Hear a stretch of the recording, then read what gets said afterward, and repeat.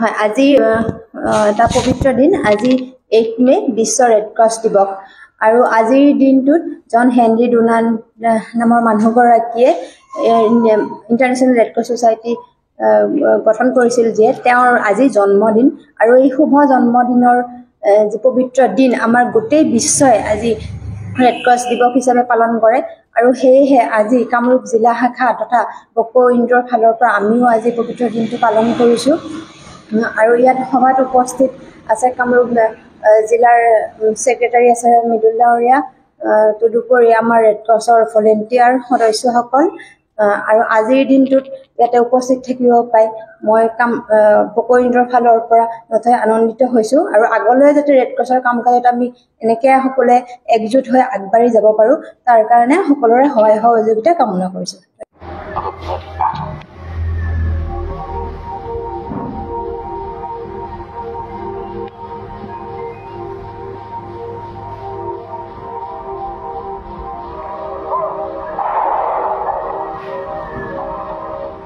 That same night, his horror and indignation at the inhumane treatment which the wounded were receiving led him to organize, with such means as were at hand, a red faction in a neighboring church. 3 years later, wishing to tell the world what he had seen, he published A Memory of Sophie, a book which constituted an appeal to humanitarians. কিতাপখন পঢ়িছিলে আৰু 5জন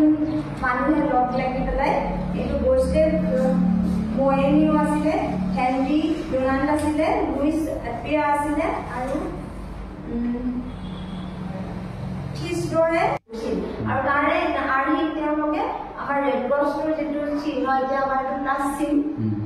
এই plus চিনটো তেওঁলোকে ল'লে আৰু বেকগ্ৰাউণ্ডত তেওঁলোকে বগা ৰাখিলে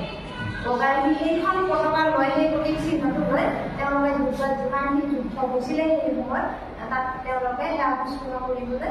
আগবাঢ়িছিলে আৰু আনুষ্ঠানিকভাৱে সেই কমিটিখনে পিছত গৈ পেলাই 1864ত ইণ্টাৰনেশ্যনেল ৰেড ক্ৰছ ছ'চাইটি বুলি পেলাই পৰিগণিত হৈছিলে আৰু তেওঁ বিজনেছমেন হৈ পেলাই শান্তিৰ কাৰণে কাম ৰেড ক্ৰছ হিচাপে পালন কৰি আহিছে আৰু আমিও সেইকাৰণে আজি একলগ হৈছোঁ তেওঁৰ জন্মদিনটো আমি যাতে পালন কৰিব পাৰোঁ আমি তেওঁৰ ওচৰত নাই তেওঁ ছুইজাৰলেণ্ডত নাই কিন্তু আমি বকোত আছোঁ বৰ্তমান কিন্তু বকৰ এই কোণটোতো আমি থাকি পেলাই তেওঁৰ আমি দিনটো জন্মদিনটো পালন কৰিব পাৰিছোঁ তাৰ কাৰণে আমি সকলোৱে নথৈ আনন্দিত আৰু এইটোৱে আমাৰ আজি ৱৰ্ল্ড ৰেড ক্ৰছ ডেৰ প্ৰধান উদ্দেশ্য তেওঁ ৰেড ক্ৰছ ডেটো আচলতে জন হেনৰি ডোনাল্ডৰ জন্মদিন কাৰণে পালন কৰা হয় আৰু তেওঁৰ সন্মান জনাই তেওঁ ইমান মহান কাম এটা কৰিলে এইখিনি কথা যিখিনি ইয়াত উপস্থাপন কৰা হ'ল এতিয়াতো গোটেই প্ৰেমজনিত কথা অৰ্থাৎ মানুহক যে ভাল পায় এই মানুহক ভাল পোৱা কথাই ইয়াত সমস্ত আলোচনা হৈছে আৰু এই যে যুদ্ধৰ পৰাই যিহেতু কথাখিনি আহিল ৰেড ক্ৰছ ছ'চাইটিৰ কথা আৰু ইয়াত আমাৰ আজিৰ বিষয়বস্তু দিছে আমি একেখন নাওতে যাম তাৰমানে এই যিটো থিম ইয়াত থকা মানুহখিনি মোটামুটি বুজিয়ে পাই যাব আৰু কথাখিনি গোটেইখিনি কথা যেতিয়া আলোচনা কৰা আমি দেখিলোঁ যে যুদ্ধৰ যিবিলাক নৈতিক আহে 5টা কি থাকে আমাৰ কমিটি থাকে 5টা মেনেজিং কমিটি থাকে এটা আছে ৰেড ক্ৰছন এটা আছে ৰেড ক্ৰছ এটা আছে ৰেড ক্ৰছাইন আৰু এটা হৈছে ইণ্টাৰনেশ্যনেল জেনেভা কনভেনশ্যন কমিটি এনেকৈ 5টা হয় তাত কি থাকে কমিটি জড়িত হয় এই 5টা প্লাষ্টিক দিছে যিটো প্লাষ্টিক আছে তাত সমান চুপাৰ চিষ্টেমত থাকে তাত 5টা কমিটি আছে আৰু সেই 5টা কমিটি গোটেই ইণ্টাৰনেশ্যনেল যিটো ৰেড ক্ৰছ এণ্ড ৰেড ক্ৰছন সেইটো স্পষ্ট চলাই আৰু তাৰ হেডকোৱাৰ্টাৰ হৈছে জেনেভা আৰু এই এপমে কিছুমান থাকে আৰু এই বছৰৰ যিটো আছিল অৰ্ডাৰ যিটো ঠিক আছিল সেইটো হৈছে I give with joy and joy I give with জিউৰ That means এই বছৰৰ এনিভাৰ্চাৰীৰ এটা বস্তু হৈছে মই আনন্দ দিওঁ আৰু যি আনন্দ দিওঁ সেয়া পুৰস্কাৰ কাৰণ আমি যি কাম কৰোঁ সকলো মানুহৰ দুখৰ সময়ত আমি সহায় কৰোঁ আৰু সেই সহায়টোৰ সময়ত তেওঁক কি কৰোঁ আনন্দ বিলাই দিওঁ আৰু যিটো আনন্দ আমি তেওঁলোকৰ মুখত গুৰুত্বপূৰ্ণ জীয়াই থাকিব নিশ্চয় শিকাইছে মা ভাই যে আত্মাৰ শান্তিৰ কাৰণে ছাত্ৰ একদম ভাল নিদি এনেকুৱা এটা পৰিৱেশত আমি তেতিয়াহ'লে জাষ্ট আমাৰ সৈনিকখিনিক যাতে শুশ্ৰূষাৰে অংশগ্ৰহণ কৰিব পাৰে আৰু তেতিয়া সেই সমিতিখন গঠন কৰা হ'ল 1863 তাৰপিছত তেওঁলোকে ভাবিলে যে এতিয়াতো আমি এইবোৰ ৰিলিজ আৰু যদি আপোনালোকে নিজেও দিব পাৰিছে ফিল্ম পাইছে এইবোৰ ৰিলিজ বেলেগ বেলেগ এইবোৰ এইটো অতিকৈ গুৰুত্বপূৰ্ণ কাৰণ এই দিনটোতে যিজন মহান ব্যক্তি হিৰণী ব্ৰাণ তেওঁ